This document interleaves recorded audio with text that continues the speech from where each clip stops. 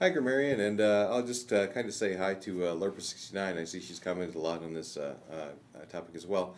Yeah, I hope I'm not too late to your party here, but I do want to weigh in on your affirmative action debate that you have here. First of all, it's like this is a very good topic to talk about. You know, finally something besides atheism and theism is very welcome. Yeah. So, yeah, I'd like to approach this by telling you a little story. When I first moved to California to join a startup, I was working very late and very long hours because it was a startup. And one night I went out into the parking lot, and the janitors had come there, and the kids of the janitors were actually sitting in the car, and one of the kids was doing his homework in the car, and he had a younger brother who was like 5 years old, and he was trying to do his homework while his younger brother was kind of like bouncing off the walls of the car because he was like bored out of his gourd, as 5-year-olds would be in that situation. And I did some investigation, found out the janitors really couldn't afford to have childcare while they were working, so they would come in at about 7 o'clock at night and they would leave about 3 o'clock in the morning. And their kids would just have to do their homework in the car and then go to sleep in the car.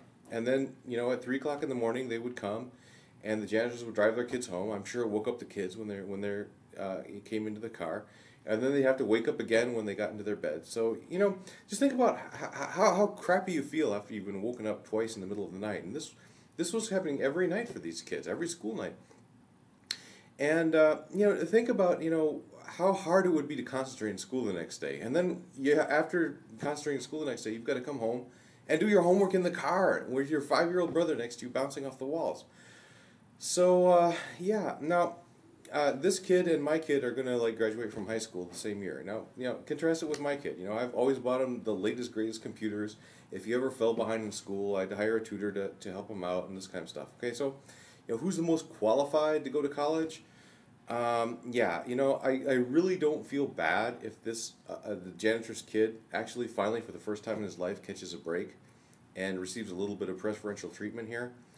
That really doesn't make me feel bad. And it's like I don't think the debate should be framed in terms of should we have affirmative action or should we not have affirmative action. I think the debate should be framed in terms of what are we going to do for these kids.